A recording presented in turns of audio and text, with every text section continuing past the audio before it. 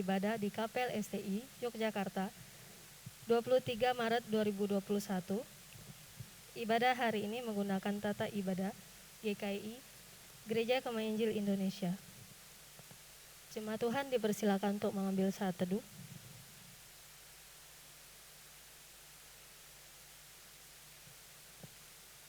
Mazmur 100 ayat 1 sampai ayat yang kelima. Pujilah Allah dalam baitnya. Mazmur untuk korban syukur. Bersorak-sorailah bagi Tuhan, hai seluruh bumi. Beribadahlah kepada Tuhan dengan sukacita. Datanglah ke hadapannya dengan sorak-sorai.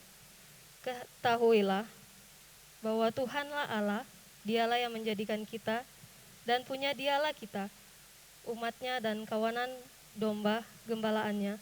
Masuklah melalui pintu gerbangnya dengan nyanyian syukur. Ke dalam pelatarannya dengan puji-pujian.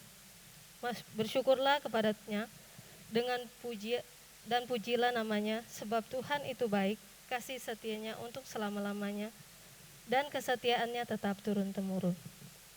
Mari kita memuji Tuhan, nyanyikan syukur kita kepada Tuhan, sebab Tuhan itu baik dan kasih setianya untuk selama-lamanya.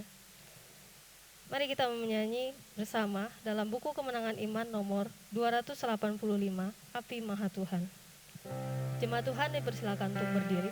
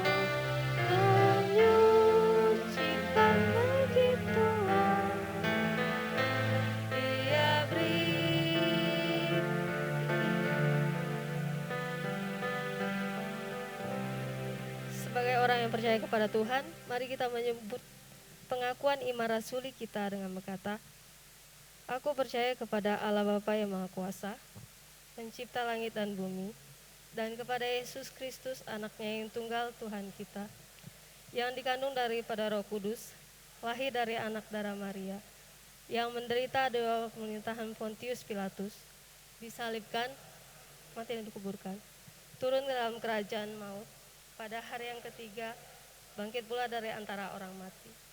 Naik ke surga, duduk di sebelah kanan Allah, Bapa yang Maha Kuasa, dan akan datang dari sana untuk menghakimi orang yang hidup dan yang mati. Aku percaya kepada Roh Kudus, gereja yang kudus dan am, persekutuan orang kudus, pengampunan dosa, kebangkitan tubuh, dan hidup yang kekal. Jemaat Tuhan dipersilakan duduk kembali. Mari kita berdoa. Tuhan Allah Bapa di surga, Bapa yang mengasihi kami, bersyukur atas kebaikan Tuhan dalam kehidupan kami sepanjang hari, sehingga pada hari ini kami boleh berkumpul kembali untuk memuji dan memuliakan nama Tuhan. Kiranya Engkau memberkati ibadah kami dari awal, pertengahan, sehingga boleh berakhir dengan baik.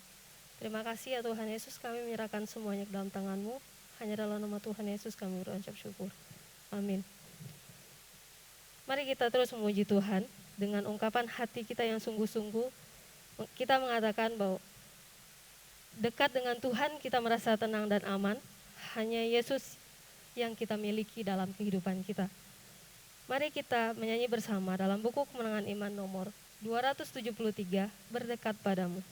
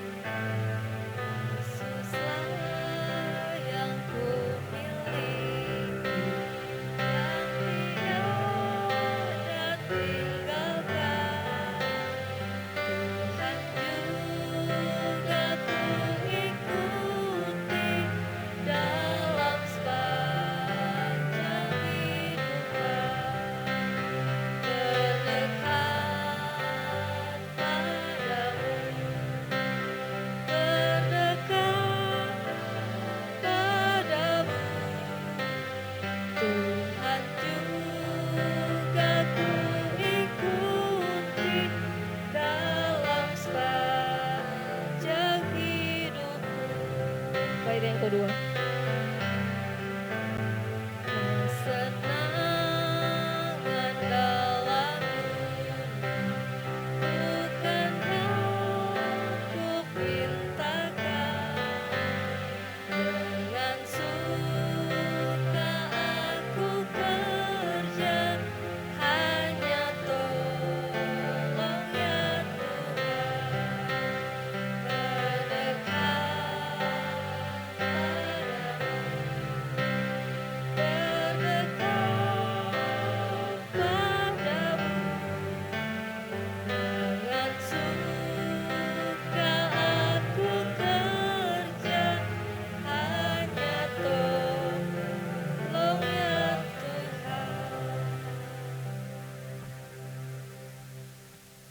Bapak, Ibu, Saudara, marilah kita berdoa. Bapa dalam surga, Bapa yang baik, kami sungguh mengucap syukur atas kasih setia-Mu, atas anugerah-Mu. Kami telah melalui pelayanan kami di gereja. Tuhan, kami mengucap syukur di siang hari ini kami bisa berkumpul untuk memuji memuliakan nama-Mu. Sebelum kami naikkan doa syafaat kami, Engkau ampuni atas segala dosa-dosa kami. Terima kasih ya Tuhan Yesus. Tuhan Yesus, kami berdoa untuk bangsa negara kami, presiden kami, sampai pemerintahan-pemerintahan bawahnya Tuhan. Engkau tolong Tuhan, apapun yang akan direncanakan Tuhan, itu hanya dari-Mu Tuhan Yesus.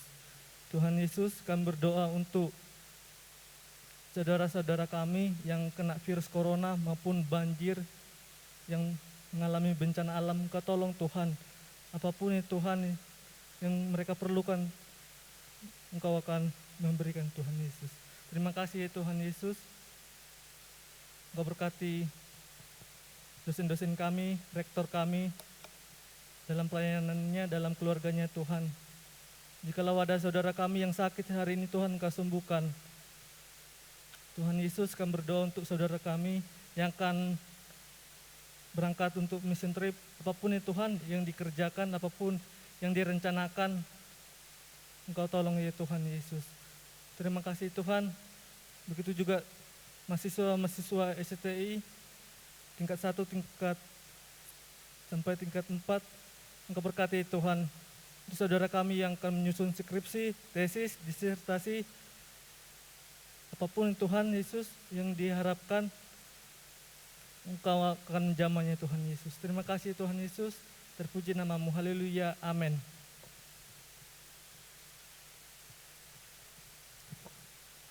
Kita akan mendengarkan kebenaran firman Tuhan. Namun sebelumnya kita memuji Tuhan dalam buku Kemenangan Iman nomor 197, Aku Tahu Yang Kupercaya.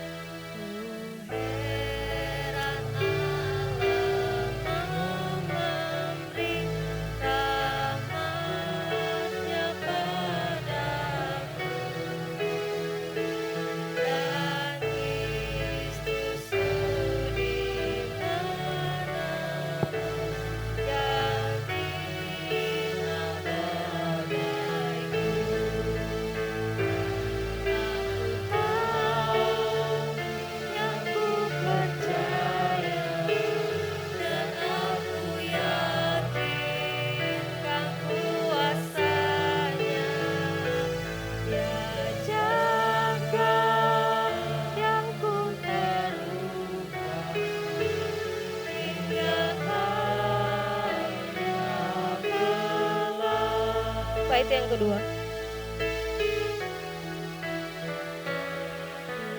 Heran oleh rahmat-Nya, hatiku beriman,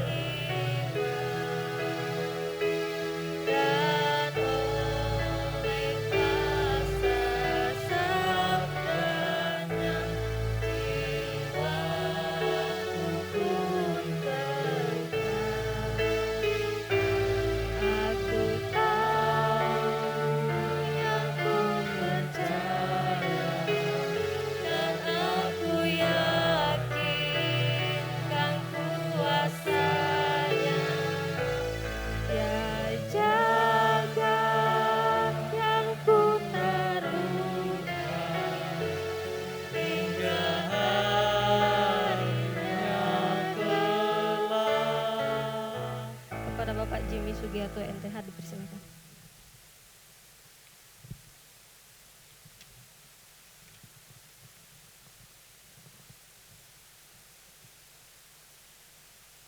Mari kita berdoa sebelum kita mendengarkan firman Tuhan. Tuhan, kalau siang hari ini kami akan merenungkan firman-Mu, kiranya firman itu boleh menerangi kehidupan kami, boleh membawa hidup kami semakin berkenan di hadapan-Mu, bahkan kami semakin menyukakan hati-Mu Tuhan. Kami serahkan waktu ini di dalam pimpinan-Mu Tuhan, dan biarlah setiap kami boleh dikuatkan oleh pemberitaan firman-Mu. Di dalam satu nama Tuhan Yesus Kristus yang penuh kuasa, kami berdoa, kami mengucap syukur. Amin. Nah, shalom Bapak Ibu Saudara dan rekan-rekan sekalian. Kita memasuki masa-masa Prapaskah, di mana nanti bulan depan di awal bulan kita akan merayakan Paskah. Nah, saudara sekalian, setiap kali kita merayakan Natal, biasanya kita bersuka cita. Karena Natal itu identik dengan sesuatu yang menyenangkan. Kumpul bersama keluarga, ada kado Natal, ada perayaan. Tapi ketika kita merayakan Paskah, seringkali di gereja, di televisi, kita menyaksikan video tentang penderitaan Kristus. Dan kita sedih di situ. Tapi begitu Paskah lewat, seakan-akan itu tidak terlalu membekas di hati kita. Paskah hanya sekedar seperti perayaan biasa saja. Tapi melalui firman hari ini yang saya beri judul pengharapan di balik kejatuhan. Kiranya Paskah itu menjadi satu sukacita dan ungkapan syukur kita atas apa yang Allah kerjakan. Saya akan ajak kita membaca ayat pendahuluan di Mazmur 51 ayat yang ke-12. Saya ambil terjemahan dari firman Allah yang hidup. Nah, bunyinya demikian. Ini adalah doa Daud dalam konteks ketika dia jatuh ke dalam dosa bersama Batsyeba. Daud berseru, kembalikanlah kepadaku sukacita keselamatan yang daripadamu, dan jadikanlah aku rela mentaati Engkau. Saudara, saya bisa membayangkan ketika itu Daud jatuh dalam dosa yang dalam. Dia tidak hanya berzina, tapi dia sudah membunuh Uria. Dia melakukan dosa yang sedemikian berat, sedemikian kelam di dalam kehidupannya. Dan di saat-saat itu dia begitu merasa berdosa, merasa tidak layak, merasa bersalah di hadapan Tuhan. Saya percaya Daud gentar untuk menantikan penghukuman yang daripada Tuhan. Itu sebabnya dia berkata, Tuhan, kalau saya pakai bahasa saya sendiri, Tuhan, biarlah aku bersuka cita karena Engkau menyelamatkan aku kembali. Dan berikanlah aku hati yang rela untuk aku sungguh-sungguh bertobat, untuk aku sungguh-sungguh berbalik kepada Tuhan, kembali ke jalan yang benar. Nah, sejenak kita akan berdoa sebelum kita akan masuk ke dalam inti khotbah. Tuhan, hari ini biarlah kuasa-Mu yang menjamah hati kami, sehingga bukan sekedar di pemikiran, tapi di hati kami sungguh-sungguh bisa merasakan sukacita keselamatan yang Allah berikan. Kami bisa menghormati akan inisiatif ilahi dari Allah yang sudah menyelamatkan kami. Dan kiranya itu memberikan kepada kami hati yang rela untuk hidup dalam kebenaran dan mentaati Engkau. Di dalam nama Tuhan Yesus kami berdoa. Amin. Bagian pertama yang saya mau bagikan dari khotbah pengharapan di balik kejatuhan ini adalah manusia dicobai dan jatuh ke dalam dosa. Dari Kejadian pasal 3 ayat 1 sampai 7. Dikatakan adapun ular ya, ialah yang paling cerdik dari segala binatang di darat yang dijadikan oleh Tuhan Allah. Kalau di terjemahan aslinya bukan sekedar cerdik tapi licik. Ya, kalau cerdik itu lebih ke konotasi yang positif. Tapi licik itu sesuatu yang jahat, sesuatu yang tidak berkenan di hadapan Tuhan. Ya. Dari segala binatang di darat yang dijadikan oleh Tuhan Allah. Ular itu berkata kepada perempuan itu, kepada Hawa, tentulah Allah berfirman, semua pohon dalam taman ini jangan kamu makan buahnya, bukan? Lalu saut perempuan itu kepada ular itu, buah pohon-pohonan dalam taman ini boleh kami makan. Tetapi tentang buah pohon yang ada di tengah-tengah taman, Allah berfirman, jangan kamu makan atau raba. Nah, perhatikan, nanti engkau atau nanti kamu mati. Jadi Tuhan berkata jangan makan, jangan raba, tujuannya apa? Supaya engkau tidak mati. Kita lanjutkan lagi. Ayat 4, tetapi ular itu berkata kepada perempuan itu, sekali-kali kamu tidak akan mati. Tetapi Allah mengetahui bahwa pada waktu kamu memakannya, matamu akan terbuka. Dan kamu akan menjadi seperti Allah, tahu tentang yang baik dan yang jahat. Perempuan itu melihat bahwa buah pohon itu baik untuk dimakan dan sedap kelihatannya. Lagi pula pohon itu menarik hati karena memberi pengertian. Lalu ia mengambil dari buahnya dan dimakannya. Dan diberikannya juga kepada suaminya yang bersama-sama dengan dia, suaminya pun memakannya. Maka ayat 7, terbukalah mata mereka berdua dan mereka tahu bahwa mereka telanjang. Lalu mereka menyemat daun pohon ara dan membuat cawat. Nah saudara, ada pelajaran yang berharga. Dosa itu selalu kelihatan enak pada mulanya. Sebelum kita melakukannya seakan-akan dosa itu memberikan harapan bahwa hidup kita akan lebih baik. Tapi ternyata ironi yang terjadi di sini, ketika Hawa sudah makan buah itu, yang terjadi bukanlah mereka tambah baik. Yang terjadi bukanlah kondisi mereka makin meningkat. Tapi yang terjadi mereka justru jatuh lebih rendah. Keadaannya justru lebih buruk daripada yang mereka bayangkan. Nah, iblis tidak pernah memberi kita tawaran dosa yang sepertinya tidak enak.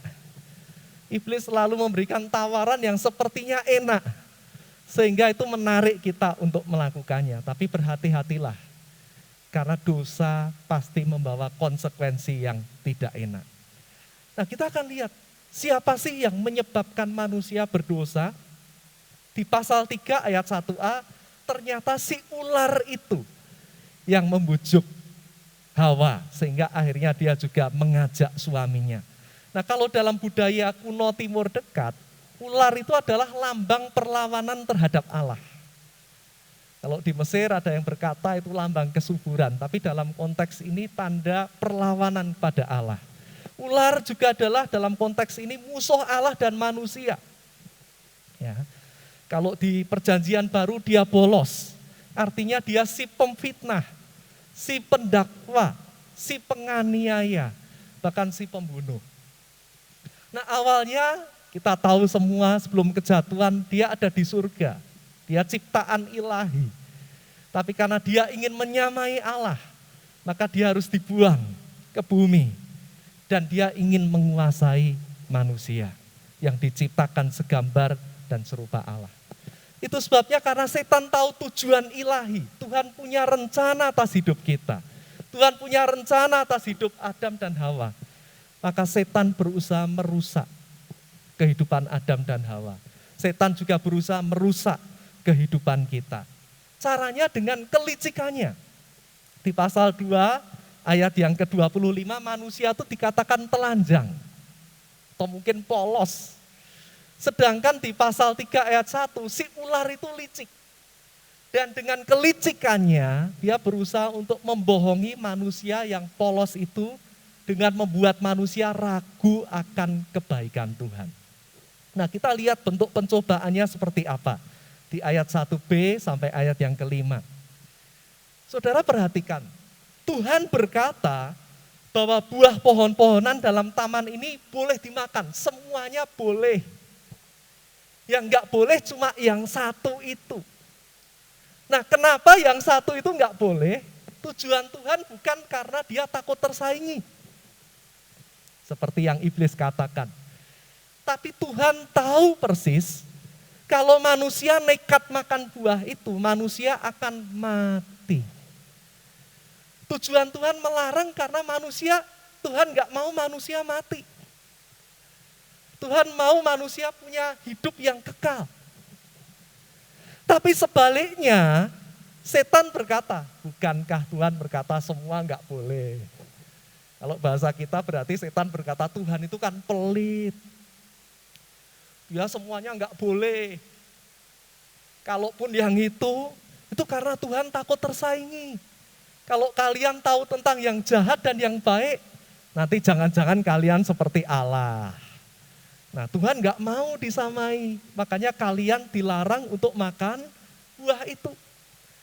Nah, sayangnya, saudara sekalian, Hawa waktu itu lebih memilih untuk mempercayai iblis dan meragukan Tuhan.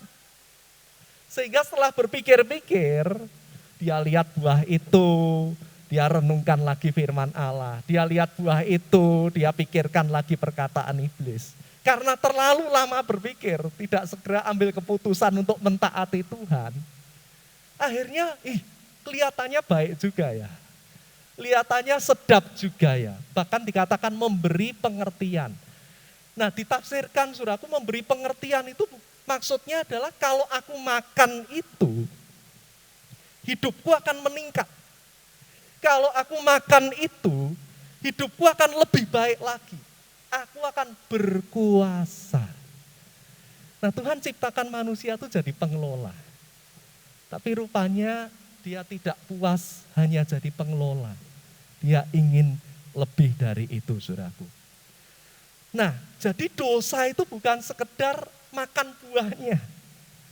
Tapi ada berbagai hal di balik makan. Mungkin kita berpikir, Pak, saya juga sering makan apel, sering makan mangga, kok itu bukan dosa. Tapi Hawa baru makan saja lalu dikasih suaminya, kita enggak tahu makannya tuh sampai habis atau makannya hanya 1-2 gigitan. Tapi kalau digambar-gambar di internet cuma keroak, saudaraku. Cuma 1 gigitan, maka jadi merek komputer. Nah, tapi saudaraku ternyata di balik makan itu ada beberapa hal. Yang pertama, ketika mereka memutuskan makan, sebetulnya mereka sedang meragukan Allah. Mereka sedang berkata, ya Allah itu enggak baik ya. Ternyata Allah jahat. Ternyata Allah pelit sama kita. Yang kedua, dia ingin seperti Allah. Dia ingin lebih meningkat lagi.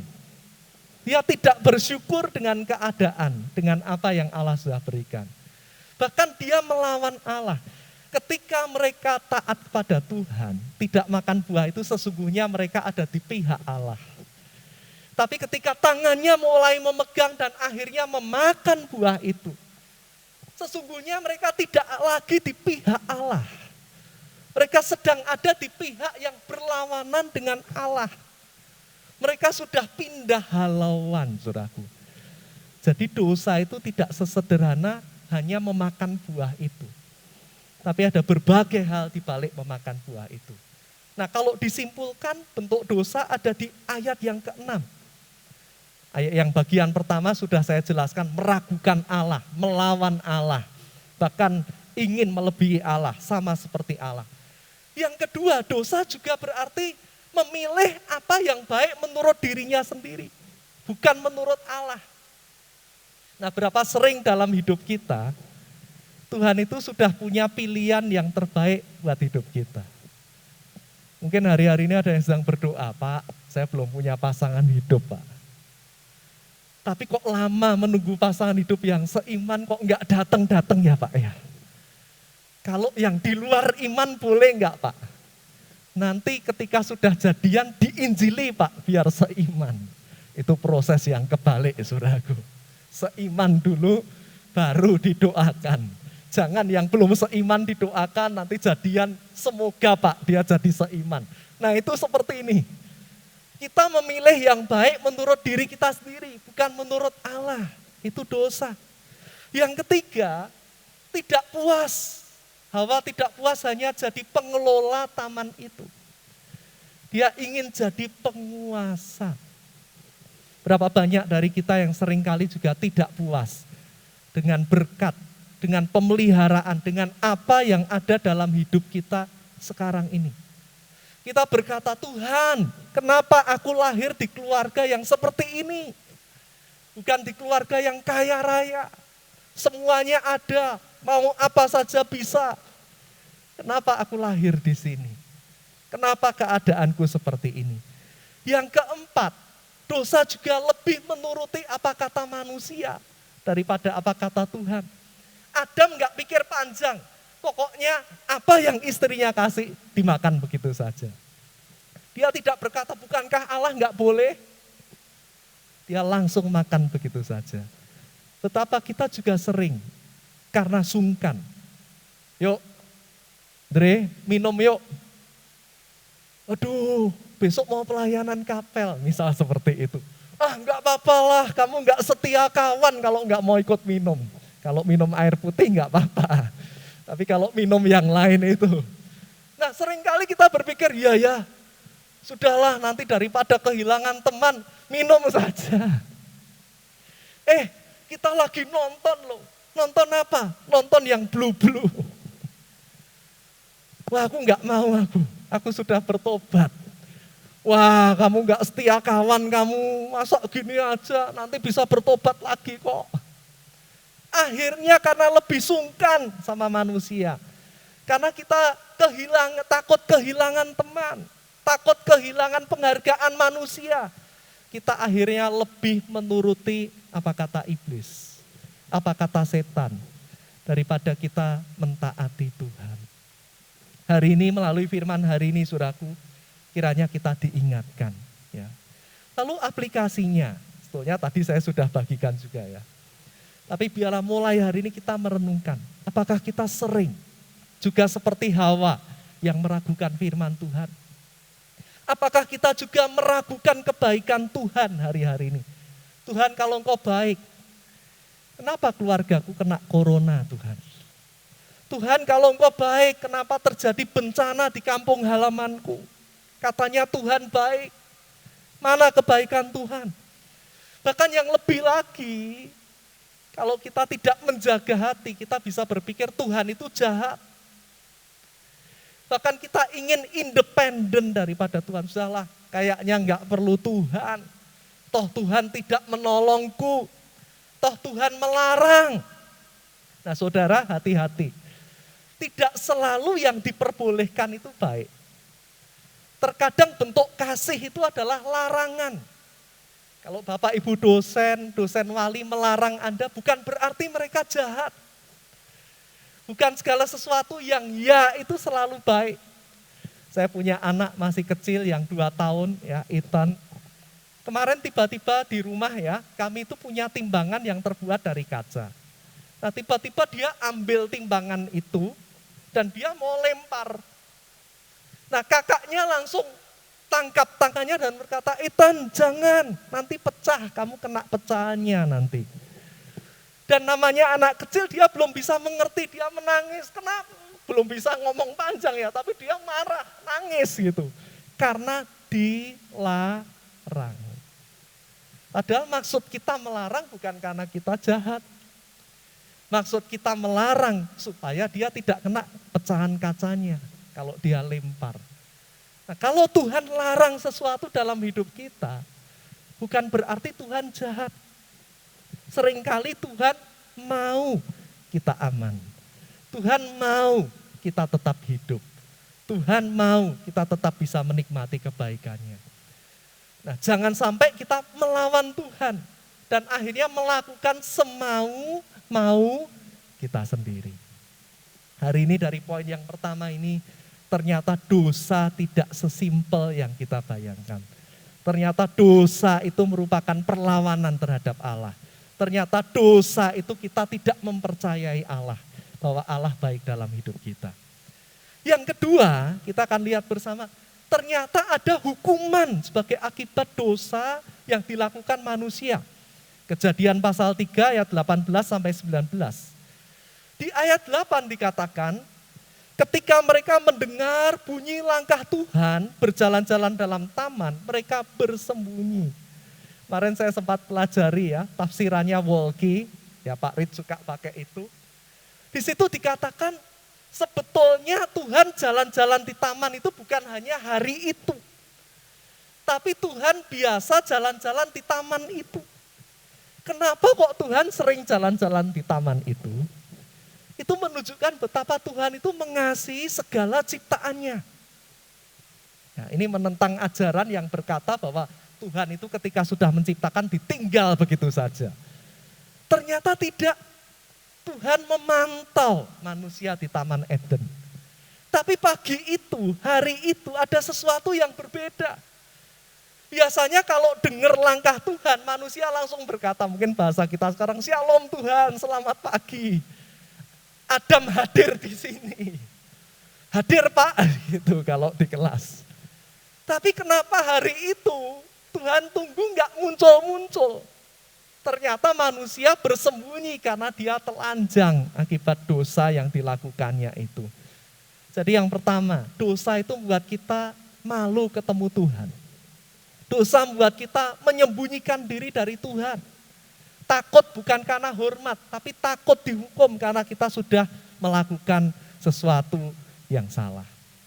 Tapi yang unik saudaraku di ayat 9 sampai 13 kalau diperhatikan, Tuhan itu berkata, di mana engkau? Di sini Tuhan sembunyi. Terus Tuhan berkata, siapa yang memberitahu engkau telanjang? Terus Tuhan masih bertanya, apa yang kau sudah lakukan? Kan ini aneh.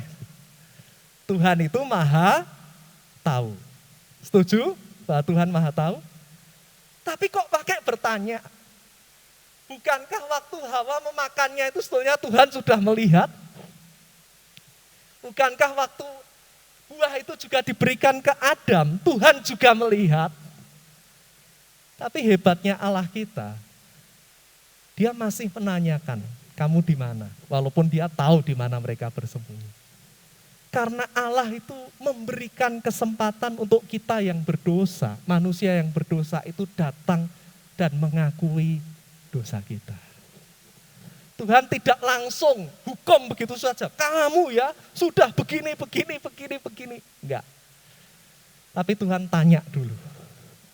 Tuhan dengarkan apa yang mereka katakan, mereka jelaskan. Lalu saudaraku yang berikutnya di ayat 12-13, Adam mulai menyalahkan perempuan itu. Jadi ketika Hawa ditanya dia menyalahkan Adam. Adam ditanya dia menyalahkan si ulat. Dosa membuat kita menyalahkan Tuhan dan orang lain. Ketika kita berbuat dosa, jarang di antara kita yang ditanya itu langsung ngaku, saya berdosa. Terkadang ketika kita ditanya, kita berusaha melempar dosa itu ke orang lain. Dia sih, gara-gara itu sih Pak, saya jadi melakukan. Kemarin diajak sih Pak, kalau enggak diajak ya saya tidak melakukan. Nah akhirnya dosa itu merusak saudaraku. Hari ini saya juga ingin mengatakan ya dalam hubungan jaga kekudusan juga. Orang luar berkata, Pak kan nanti tetap mau nikah atau sebelum nikah melakukan, kan nanti tetap nikahnya sama dia. Saudara ada sesuatu yang dosa itu rusak. Saudara lihat Amnon dan Tamar. Sebelum Amnon melakukan yang salah kepada Tamar, Amnon begitu mencintai Tamar. Tapi setelah Amnon melakukan apa yang sebetulnya tidak diizinkan sebelum pernikahan, dia berbalik membenci Tamar. Dosa itu merusak relasi. Jadi jaga yang sudah diizinkan berpacaran, jaga pacarannya baik-baik. Kadang kita ditipu sama seperti Adam dan Hawa. Kalau melakukan nanti kan lebih dekat. Bahkan dunia berkata itu tanda kasih. Itu kata dunia. Tapi hukum dosa berkata ketika dosa dilakukan, bukannya hubungan lebih baik, tapi hubungan akan lebih rusak, saudaraku. Bahkan manusia jadi di pihak yang berseberangan dengan Allah. Dan manusia melawan Allah. Ketika itu dikasih ke Adam, Adam berkata sama Tuhan, "Lah dia kasih kok Tuhan, maka aku makan." Maka aku makan itu kesengajaan, saudaraku. Dia sengaja makan itu dengan kesadaran. Nah sekarang kita lihat apa bentuk penghukumannya. Harusnya memang di Alkitab yang dijelaskan itu Hawa dulu, perempuan dulu, laki-laki baru yang terakhir si ular. Tapi di sini saya sedikit balik untuk menunjukkan bahwa Tuhan itu begitu mengasihi kita. Yang pertama, si ular itu dihukum tanpa ditanya. Enggak ditanya, kamu kok gitu kenapa? Langsung dihukum. Terkutuklah engkau di segala binatang, dari segala binatang. Kau akan berjalan dengan perutmu. Kau akan makan debu. Di situ Allah menunjukkan supremasinya. Sekalipun iblis itu licik, tapi Allah adalah sang pencipta. Dan iblis, si ular itu adalah ciptaan. Di sini menunjukkan Allah itu tetap berkuasa di atas segalanya. Lalu yang kedua, bagi perempuan, Tuhan gak langsung hukum si Hawa, tapi ditanya terlebih dahulu. Nah ternyata hukumannya, dia kehilangan hidup yang kekal. Makanya setelah kejatuhan itu Adam menghampiri istrinya, mereka punya anak. Tapi sebelum kejatuhan sesungguhnya Tuhan menyediakan kekekalan buat mereka. Lalu yang kedua, susah payah waktu melahirkan. 4 anak saya lahir, saya menunggui semua, saudaraku. Hanya yang keempat itu karena sesar saya tidak diizinkan masuk, jadi nunggunya di luar. Dan kalau saya nunggu anak saya lahir, itu sejak masuk rumah sakit sampai nanti keluar rumah sakit saya tidak pulang. Jadi rumah dan anak-anak saya serahkan ke keluarga, lalu dari hari pertama saya akan di sisi istri saya sampai dia keluar rumah sakit. Jadi saya tahu betapa wanita itu menderita kalau bersalin. Ngelihat kesakitan saja sudah sakit, saudaraku. Apalagi kalau kita mengalaminya, pasti itu sesuatu yang tidak mudah. Makanya setelah 4 pabriknya tutup, saudaraku. Tidak tambah yang kelima karena menderita. Lalu yang berikutnya lagi, tapi sekalipun menderita, dikatakan di situ berahi. Berahi itu bukan sekedar hasrat seksual, tapi ingin berkuasa. Ironisnya wanita bukan berkuasa tapi malah dikuasai oleh suaminya. Maka di Indonesia ya, yang bukan anak Tuhan sana ada lagu, sejak dulu wanita dijajah pria. Tapi di sini enggak, saudaraku. Kalau di sini ya nanti pulang dari sini saya dicegat di jalan. Tapi itulah yang terjadi ya. Wanita ingin berkuasa tapi banyak yang akhirnya dikuasai. Itu akibat dari dosa. Lalu bagi laki-laki apa? Yang pertama, tanah kena kutuk, alam kena kutuk. Tadinya di Taman Eden, mereka enggak perlu bekerja berat, semuanya disediakan Tuhan. Buahnya disediakan Tuhan. Tapi sekarang setelah kejatuhan, mereka harus nabur dulu. Saudara lihat petani sekarang, atau kita sekarang, kalau kita nanam benih mangga, biji mangga, hari ini ditanam, besok enggak langsung keluar buahnya. Bahkan sudah tumbuh pohonnya saja, belum tentu berbuah. Jadi harus bersusah payah dalam kehidupannya, dalam pekerjaannya. Ya, yang sudah kerja di sini pasti mengalami. Kerja 30 hari, 1 bulan, ya dipotong hari Minggu dan hari Sabtu. Tapi setelah dapat uang, uang itu tidak pernah betah lama-lama di dompet kita. Dan uang juga tidak betah lama-lama di bank kita, di deposito, di tabungan kita. Minggu pertama di dompet merah semua. Minggu berikutnya di dompet mulai ganti warna biru semua. Nanti minggu-minggu terakhir jadi warnanya macam-macam di dompet kita. Kenapa? Karena akibat dosa, saudaraku. Kemudian apa lagi? Semak dan rumput duri yang tumbuh. Tadinya nggak ada semak dan rumput duri. Kemarin saya ngalami ya, waktu salah seorang mahasiswa Aristoteles bantu saya motong mawar itu. Nah, karena mungkin ada kuliah lalu saya bersihkan ya. Itu tangan saya beberapa titik kena duri mawar itu dan sakitnya lumayan. Sembuhnya lama, ternyata kena duri itu gak enak. Nah, itu akibat dari sesuatu yang tadinya mudah jadi tidak mudah. Lalu hidupnya tidak jadi lebih baik, bahkan sengsara sampai akhirnya, saudaraku. Tidak hanya akibat jasmani saja, tapi ternyata ada akibat rohaninya.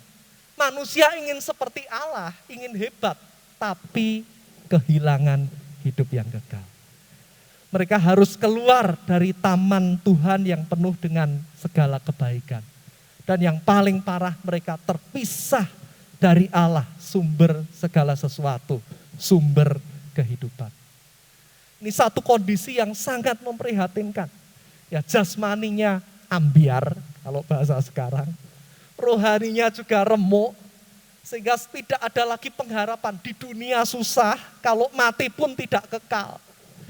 Jadi hidup ataupun mati susah kalau mereka terus ada dalam kondisi yang seperti itu. Tapi ternyata di poin yang ketiga kita akan belajar. Ada sebuah pengharapan yang Tuhan berikan di balik kejatuhan mereka. Nah, pengharapannya apa? Ini sering kita kenal ya, proto evangelism.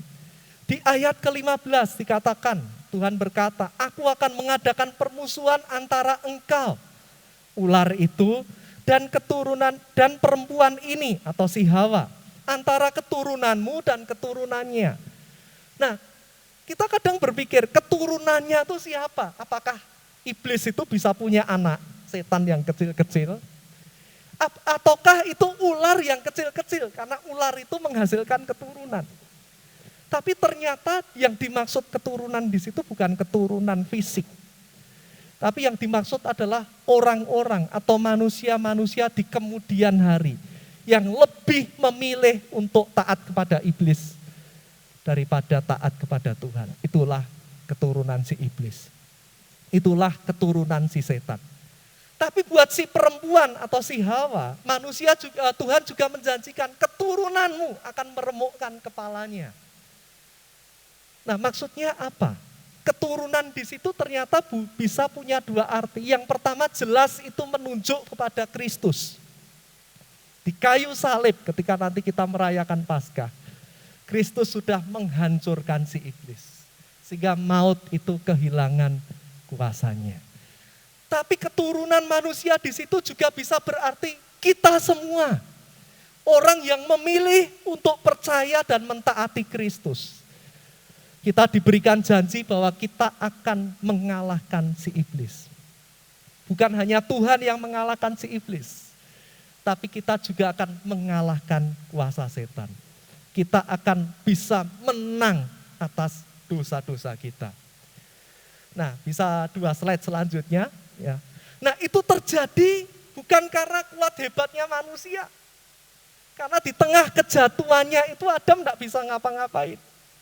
Hawa tidak punya pengharapan, habis semua. Ya, mungkin minus titiknya. Tapi di tengah kondisi yang terpuruk itu, ada rekonsiliasi yang Allah sediakan. Di ayat 20, saudaraku, mengejutkan di tengah kejatuhannya, Adam tiba-tiba bisa berkata seperti ini. Dia memberikan nama Hawa kepada istrinya. Istrinya Hawa itu artinya ibu dari semua yang hidup. Nah, kalau kita bayangkan, kita renungkan orang yang jatuh, orang yang terpuruk, kok tiba-tiba dia bisa dapat insight. Kenapa dia tiba-tiba punya pengharapan di tengah kejatuhannya? Pasti di situ sudah terjadi sesuatu. Mungkin karena perlakuan Allah, dia melihat sesuatu yang membuat dia bisa berpengharapan. Mungkin karena janji yang Tuhan berikan di ayat yang ke-15 tadi. Pengharapannya muncul. Sehingga dia bisa berkata, masih ada masa depan. Hari ini aku kalah. Hari ini aku dikalahkan oleh dosa. Hari ini aku dikalahkan oleh setan.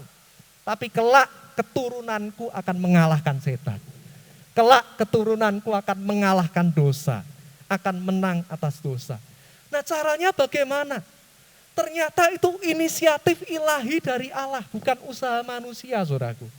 Yang pertama ayat 21. Tuhan membuatkan mereka pakaian untuk menutupi ketelanjangannya. Manusia berusaha menutupi dengan daun ara, tapi ternyata daun ara tidak cukup menutupi ketelanjangan mereka. Itu sebabnya Allah berinisiatif, ya, membuat pakaian dari kulit hewan. Nah, saudaraku, inisiatifnya dari Tuhan. Manusia jatuh, manusia memberontak, tapi Allah yang berinisiatif untuk menolong manusia. Yang kedua, di situ kalau ada kulit hewan, berarti ada hewan yang dikorbankan. Ada yang dibunuh untuk diambil kulitnya.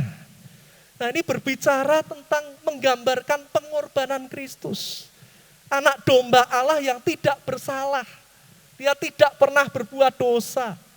Tapi karena dosa saya dan saudara, dia harus mengorbankan dirinya untuk membayar lunas dosa-dosa kita. Dan yang ketiga, setelah pakaian itu jadi, bukan nih ya pakai, enggak. Saya punya anak tadi yang masih kecil, setiap kali dia habis mandi, saudaraku, kadang dengan telanjang keluar lari dari kamar mandi. Karena masih 2 tahun.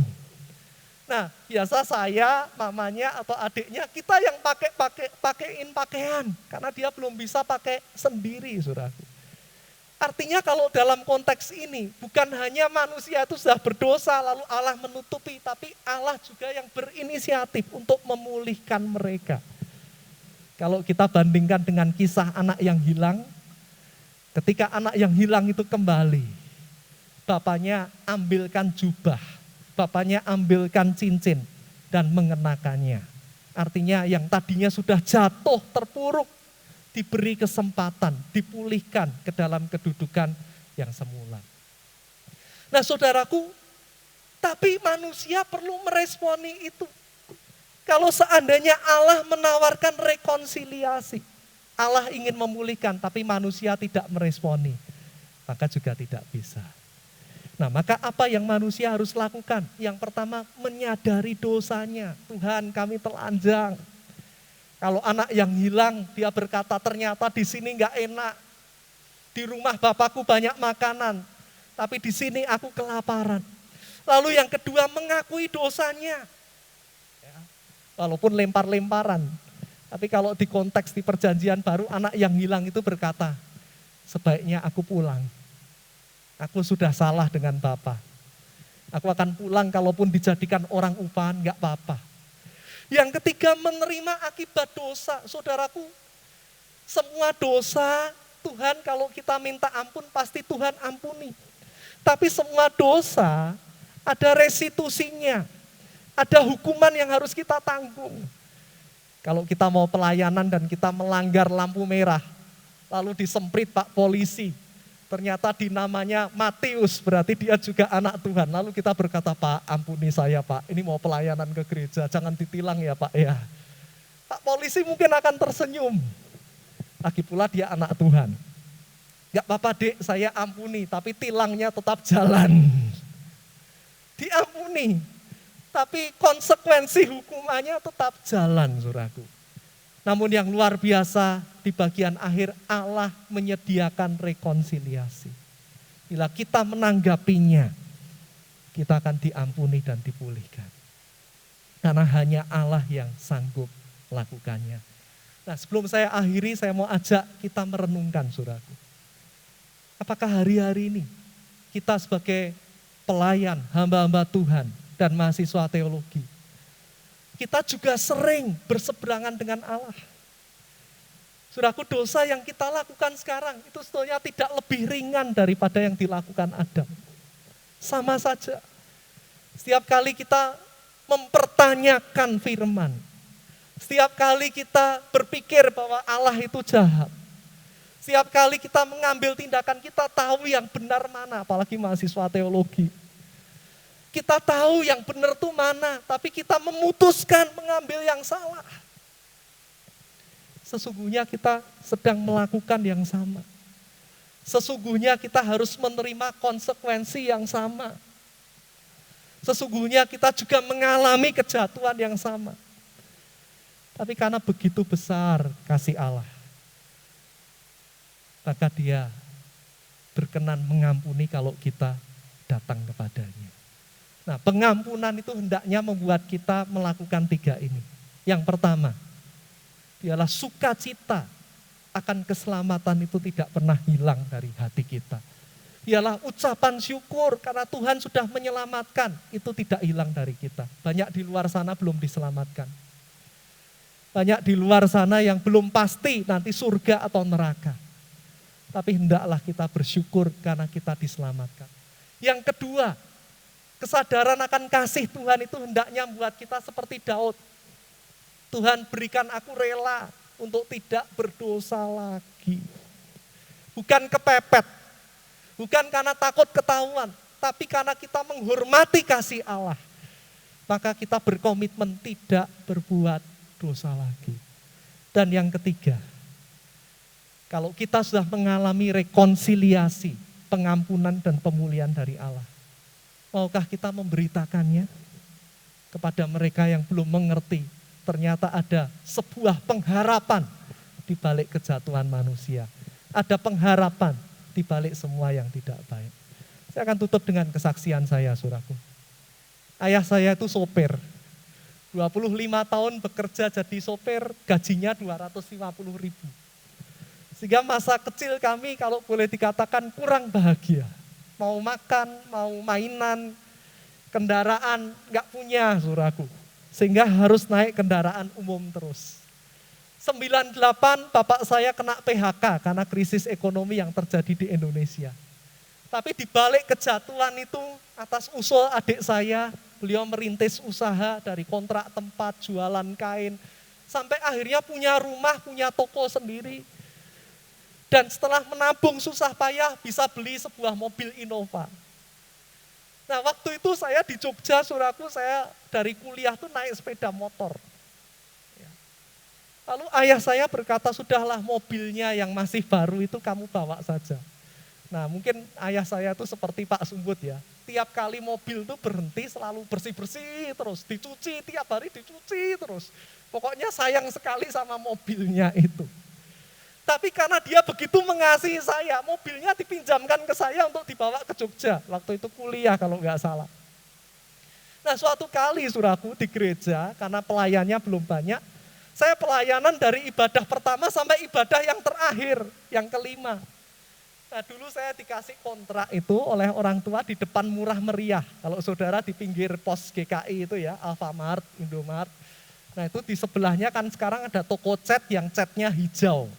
Di selatan jalan, itu dulu rumah kontrakan saya.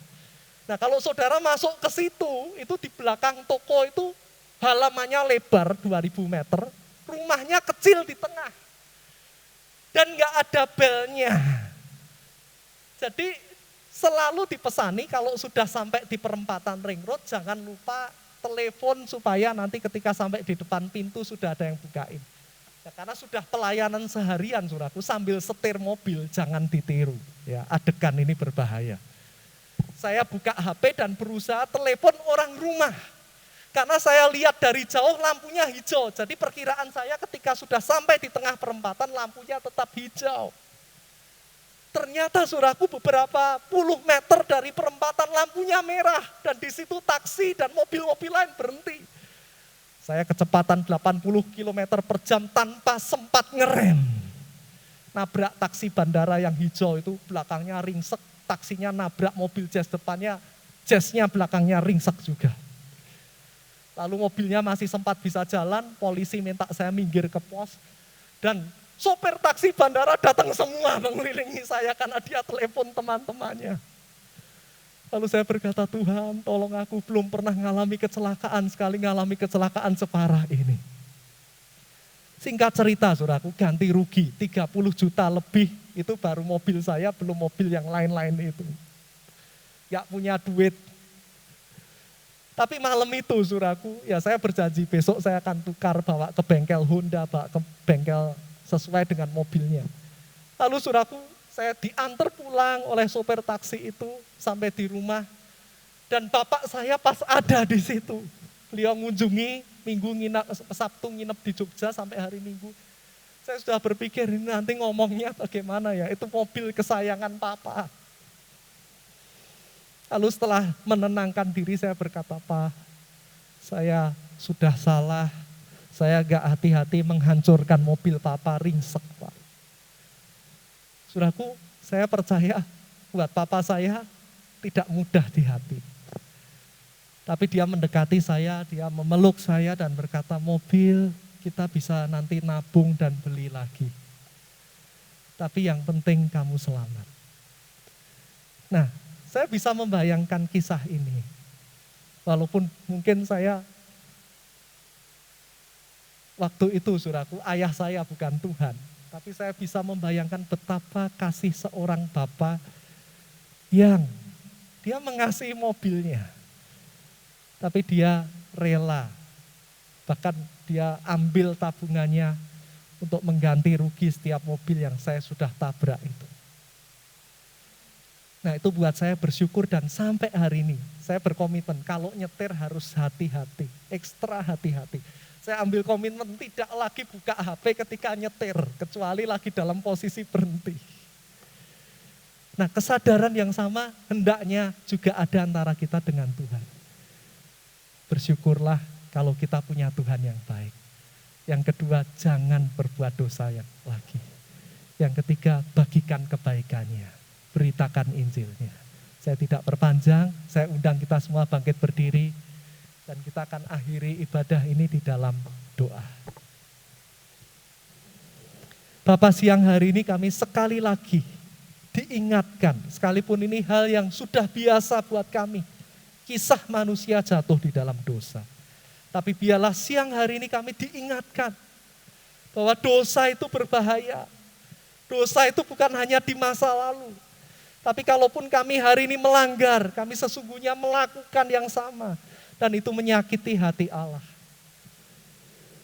Tapi siang ini kami menyadari, sekalipun kau tersakiti, sekalipun kami sudah memberontak, tapi Engkau mengasihi setiap kami. Engkau menutupi kami. Engkau menebus kami dengan korban-Mu sendiri Tuhan. Karena itu hari ini kami mau menanggapi kasih-Mu itu. Dengan kami selalu bersyukur dan menjaga keselamatan yang Tuhan sudah berikan. Kami juga mau Tuhan menjaga hidup kami. Kalau sudah ditolong, sudah diselamatkan, tidak lagi menjatuhkan diri ke lumpur dosa yang sama. Hari ini kami berkomitmen sungguh-sungguh Tuhan. Menjaga hidup kami berkenan di hadapan Tuhan. Menghormati karya keselamatan. Bahkan yang ketiga, kalau kami menerima kasih Tuhan, kami juga mau membagikannya. Sehingga orang-orang yang di dalam kejatuhan, mereka boleh melihat ada pengharapan, ada keselamatan di dalam Kristus. Kiranya Roh-Mu yang kudus menolong sehingga kami tidak hanya menjadi pendengar, tapi setiap kami boleh menjadi pelaku-pelaku firman-Mu. Kiranya Roh-Mu menolong sehingga bukan hanya menyadari dosa, bukan hanya mengakui dosa, tapi juga kami mengalami perubahan hidup dan perubahan perilaku karena kami telah ditebus dan diselamatkan. Terima kasih Tuhan, kiranya Engkau memberkati segala aktivitas kami pekan ini, dan apa yang kami lakukan semuanya boleh memuliakan nama Tuhan. Dalam satu nama Tuhan Yesus Kristus kami akhiri ibadah ini. Amin.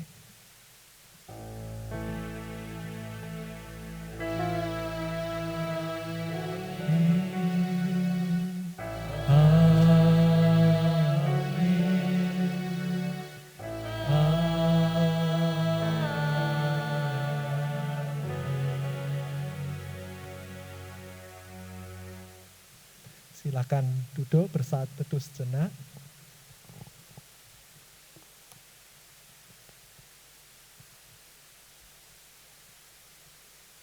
Oke, saat teduh selesai. Saudara bisa, mungkin dari Pak Nur ada pengumuman? Atau dari Pak Sumbut? Silakan Pak.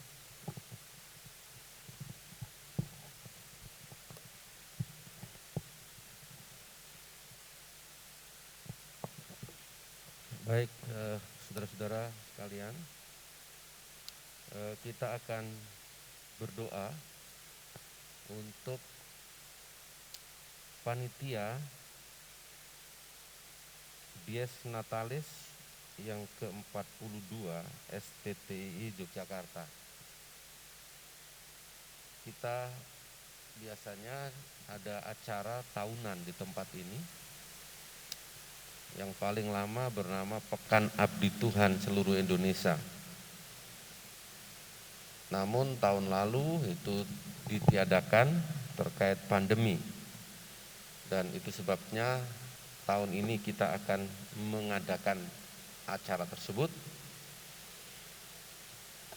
Nah, panitia telah dibentuk dan hari ini kita akan mendoakan. Saya akan membacakan surat keputusan ini dan saya langsung mohon yang telah terpilih sebagai panitia ini untuk berdiri ya, supaya tidak menghindari kerumunan ya, berdiri di tempat saja, berdiri di tempat. Ketua STI Yogyakarta menimbang bla bla bla ini normatif mengingat ya statuta STI Yogyakarta, lalu memperhatikan juga ini normatif, memutuskan susunan panitia Dies Natalis kedua STTI Yogyakarta, mengangkat saudara-saudara yang namanya tercantum dalam lajur lampiran keputusan ini sebagai panitia Dies Natalis ke-42 STTI Yogyakarta. Keputusan ini berlaku sejak tanggal ditetapkan dan apabila di kemudian hari terdapat kekeliruan dalam keputusan ini maka akan diadakan perbaikan seperlunya. Ditetapkan di Yogyakarta 23 Maret 2021. Ketua ST Yogyakarta Sumbut Yatmianto. Saya mau panggil nama-nama ini, tolong langsung berdiri di tempat. Ketua Panitia David Patinama. Ya, silahkan. Wakil Ketua Panitia Pendeta Filipus Pada Sulestia. Silahkan Pak, berdiri. Sekretaris Endang Widuri, MTH. Ya. Bendahara Jimmy Sugiarto. Berdiri Pak. Ya. Nah, dibagi menjadi 3 bidang. Bidang fisik, bidang kesekretariatan, lalu bidang acara. Saya mau bacakan terlebih dahulu bidang fisik. Bidang fisik diketuai oleh Pendeta Filipus Pada Sulestia MTH dengan perlengkapan, seksi perlengkapannya ini Yeskiel Suyono dan Didik Joko Luminto. Silahkan berdiri, terima kasih. Dekorasi dan humas Binuko STH dan Aletea Christian. Mohon berdiri. Aletea Christian berdiri, ya maju di sini ya, ini aja. Binuko tidak ada. Keamanan Bapak Satpam yang diketuai oleh Pak Ciptono. Tidak ada ya, terima kasih.